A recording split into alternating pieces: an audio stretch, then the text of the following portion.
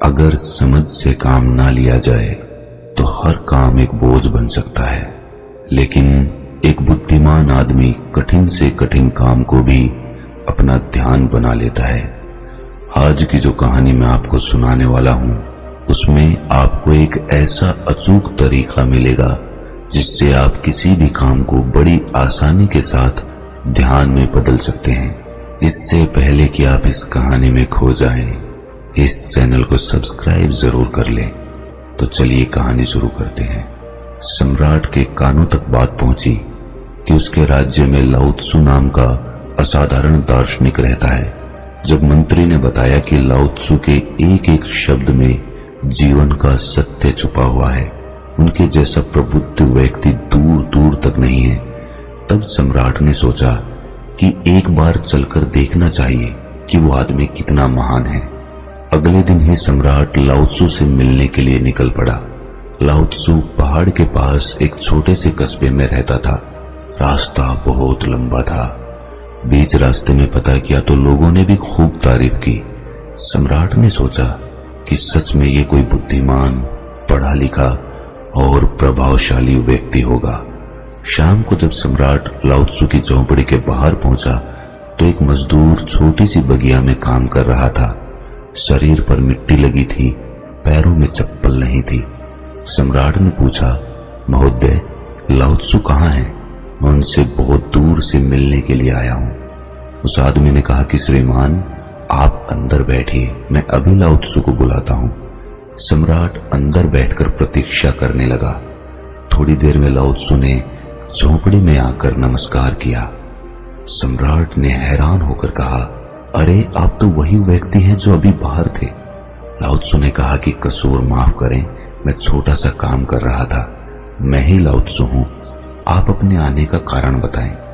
सम्राट ने कहा, मैंने सुना है कि आप जैसा असाधारण व्यक्ति राज्य में दूसरा कोई नहीं है, तो मैं आपसे मिलने के लिए चला आया।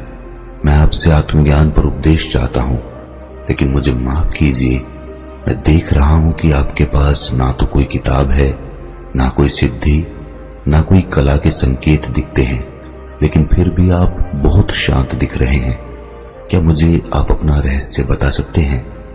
लाओ त्सु ने कहा कि सुबह का समय ठीक रहेगा, कल सूर्योदय होने से पहले आप मुझसे मिलिए। ये कहकर लाओ त्सु मौन हो गए। उस रात सम्राट को नींद नहीं आई। उसे कौतूहल था कि लाओ त्सु मुझे क्या बताने वाले हैं। अगले दिन सम्राट वहां पहुंचे तो लाओ त्सु बगीचे में खड़ा था। लाओ त्सु ने कहा, सम्राट, यहाँ आइए और इस जग से पौधे पर धीरे धीरे पानी डालिए। लाओ त्सु ने कहा कि ऐसा करते करते इन 15 पौधों पर पानी डालना, लेकिन पानी डालते समय तुम कुछ और मत करना, न ही कुछ और सोचना। अपना ध्यान पानी और पौधे पर बनाए रखना। अगर कोई विचार आए तो रुक जाना और दोबारा पहले पौधे से पानी डालना। जब तुम सारे पौधों को पानी दे दो तब मेरे पास आना। सम्राट को पहली बार इस तरह का काम मिला था। सम्राट ने बड़े ध्यान से पहले पौधे में पानी डाला, फिर दूसरे पौधे में पानी डाला, फिर तीसरे पौधे पर जा ही रहा था कि वो अपने महल के बगीचे के बारे में सोचने लगा। सम्राट बुद्धिमान था। उसे पता था कि लाओ त्सु उसकी परीक्षा ले रहे हैं। अगर वो चालाकी करेगा तो पकड़ा जाएगा। इसीलिए सम्राट दोबारा पहले पौधे पर पानी डालने गया। इस बार वो दूसरे पौधे तक ही पहुंचा था कि पानी डालते डालते वो नदी के बारे में सोचने लगा। सम्राट परेशान होकर दोबारा पहले पौधे के पास पहुंचा। सम्राट जितनी कोशिश करता उतना व्याकुल हो जाता और खुद को किसी न किसी विचार में फंसा हुआ पाता। आखिर शाम हो गई, लेकिन सम्राट आखिरी पौधे तक पहुंच नहीं सका। जब सम्राट थक कर बैठ गया तब लाओ त्सु ने कहा, सम्राट, मैं तुम्हारी ईमानदारी से बहुत खुश हूं, इसीलिए सुनो। जब मन विचारों से खाली होता है तब उसमें मन का असली स्वरूप यानी साइलेंट अवेयरनेस प्रकट होती है। तब हर साधारण काम भी तुम्हें असीम ज्ञान और शांति दे सकता है। राजा ने कहा, लेकिन ये संभव कैसे है? जब हम काम करते हैं तो हमें कई विचार परेशान करते हैं। लाओ त्सु ने कहा, सम्राट, तुम पौधे में पानी नहीं डाल रहे थे, तुम जल्दी से जल्दी अपना काम खत्म करना चाहते थे। तुम्हें काम खत्म करने की जल्दी थी जिससे तुम मुझसे बात कर सको, इसीलिए तुम्हें ये काम बोझ लग रहा था, जिसके कारण तुम इस पल में रुक नहीं पाए। अगर तुम इस पल की कीमत समझकर केवल पौधे और पानी पर ध्यान देते तो तुम्हें कोई विचार परेशान नहीं करते। राजा ने कहा, ये सब तो मैं समझ रहा हूं, लेकिन इस पल में रहना बहुत कठिन है। क्या मुझे इसके लिए अकेले रहकर तपस्या करनी पड़ेगी? लाओ त्सु कहते हैं कि शांत मन तो पहले से मौजूद है, इसके लिए कहीं जंगल जाने की जरूरत नहीं है। सबसे पहले अपनी सांस पर ध्यान देना सीखो, तब आपको पता चलेगा कि शांति तो सांस के साथ ही बनी हुई है। उसके बाद काम करते करते सांस पर ध्यान बनाए रखो। आप बोलते, चलते, सोचते, खाते, पीते हर समय अपनी सांस पर ध्यान दे सकते हो। जब आप ऐसा करते हो तो बिखरा हुआ मन सिमटने लगता है और एकाग्र यानी वन पॉइंट हो जाता है। वन पॉइंटेड माइंड से जब कोई भी काम किया जाता है तो उसका पूरा अस्तित्व, उसका मन, उसका शरीर, उसका मस्तिष्क, सभी चीजें एक ही काम पर लग जाते हैं और कोई विचार उत्पन्न नहीं होता। जब ऐसा होता है तो कर्ता और कर्म एक हो जाता है और साइलेंट अवेयरनेस जो पहले से बनी हुई थी वो प्रकट हो जाती है। तुम इसे आत्मज्ञान, आनंद, प्रेजेंट मोमेंट, इसे जो भी नाम दो, ये आसानी से प्राप्त हो जाती है। हमारी सांसें बड़ी रहस्यमयी होती हैं, ना वो अतीत में चलती हैं, ना वो भविष्य में चलती हैं, वो तो वर्तमान में चलती रहती हैं। और जब हम अपनी सांसों पर ध्यान देना शुरू करते हैं तो हम अपने अतीत और भविष्य से निकलकर वर्तमान में आ जाते हैं। और जब हम वर्तमान में जीना सीखते हैं तो वर्तमान में कोई विचार नहीं होता, क्योंकि विचार सिर्फ भविष्य या अतीत के कारण पैदा होते हैं। लाओ त्सु कहते हैं कि जो मन मुश्किलों का विरोध नहीं करता, जो मन परेशानी से भागता नहीं है, केवल सचेत रहता है, वो मन हर परेशानी को पार कर जाता है। कभी काम को बोझ मानकर जल्दी जल्दी खत्म करने की कोशिश मत करना, क्योंकि इससे तनाव पैदा होता है। आप यहाँ नहीं बल्कि कहीं और होना चाहते हो।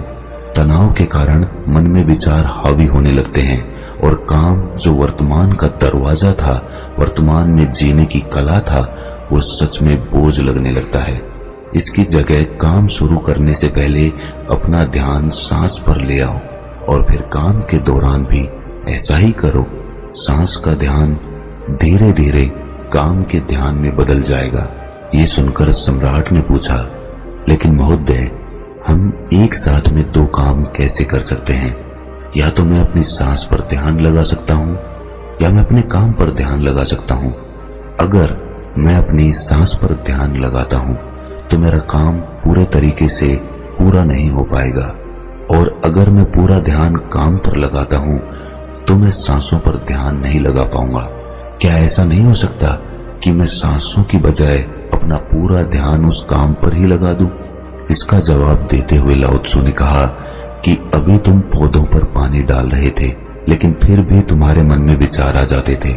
तुम हर समय काम करते नहीं रह सकते, इसीलिए तुम्हें सांसों के ध्यान का अभ्यास करना होगा। सांसें तुम्हारी हर वक्त चलती हैं, लेकिन काम तुम हर समय नहीं करते हो। इसीलिए इस ध्यान को निरंतरता में अभ्यास करने के लिए मैंने तुम्हें सांसों का ध्यान बताया है। एक बार तुम्हारा मन एकाग्र हो गया, विचारों से खाली हो गया, उसमें कोई विरोधाभास नहीं रहा, फिर तुम जिस काम पर भी चाहोगे, जितनी देर के लिए भी चाहोगे, तुम्हारा ध्यान उस काम पर उतनी देर के लिए टिका रहेगा। उसमें कोई विचार नहीं आएंगे और उस काम को करने की गहराई भी बढ़ती चली जाएगी। वो काम अब बोझ नहीं बनेगा, बल्कि वो तुम्हारा ध्यान हो जाएगा। लेकिन इसके लिए तुम्हें संसार से बिल्कुल उलट चलना होगा। संसार में सब लोगों में एक दौड़ लगी होती है। हर कोई दूसरे आदमी से आगे निकलना चाहता है उससे जल्दी अपना काम पूरा करना चाहता है और जल्दी काम पूरा करने के लिए वो उस पल में या उस क्षण में ठहर नहीं पाता है और इसीलिए उस काम को वो अपना ध्यान नहीं बना पाता है। तुम हर पल में ठहरना सीखो, रुक जाओ, थम जाओ, धीरे धीरे सचेतावस्था के साथ, पूरे होश के साथ अपनी सांसों पर ध्यान लगाते हुए किसी काम को करते जाओ और धीरे धीरे तुम पाओगे कि तुम्हारा मन विचारों से खाली हो चुका है। अब तुम्हें वास्तविकता की झलक दिखाई देगी। तो दोस्तों, कैसी लगी ये कहानी आपको? कमेंट सेक्शन में जरूर बताना और अच्छी लगी हो तो इस चैनल को सब्सक्राइब करके नोटिफिकेशन बेल को जरूर प्रेस कर लेना, ताकि ऐसी कोई भी ज्ञानवर्धक कहानी जब हमारे चैनल पर पोस्ट हो तो आपको तुरंत नोटिफिकेशन पहुंच जाए। तो मिलते हैं किसी अगली कहानी में, तब तक के लिए अपना ख्याल रखें।